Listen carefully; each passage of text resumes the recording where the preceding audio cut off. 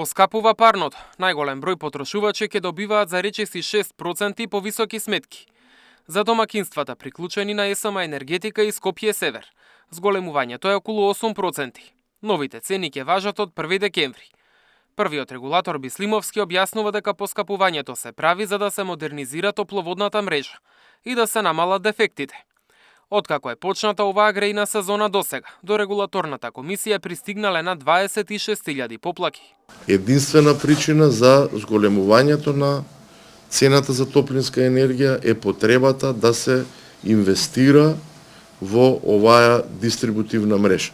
Мрежата е стара, негде од 60-тите години на минатиот век. Се менува многу сопственици.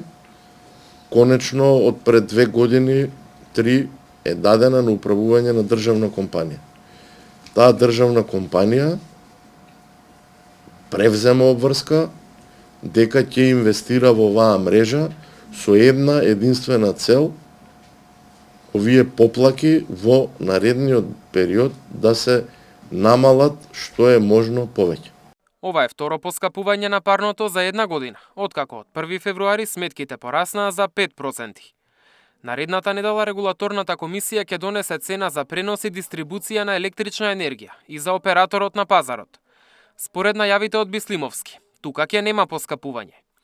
По ова Евана ќе треба да направи пресметка за крајната цена и да ја достави на увид во регулаторно. Премиерот Мицкоски повторно нагласи дека владата и понатаму ќе ја субвенционира цената на струјата. Иако претходно како влада бевме критикувани и во самиот извештај од Европската унија, но и од дел од јавноста, дека еден од чекорите кои што се дел од планот за раст не го спроведуваме, а тоа е чекорот во кој што се предвидува либерализација на пазарот на електрична енергија, со која што ќе се снабдуваат домакинствата.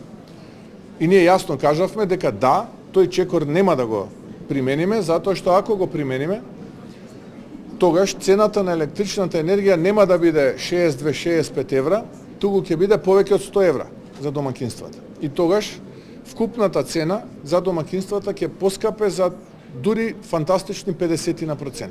На вчерашниот тендер Евана прифати за 5% поскапа струја од СМ.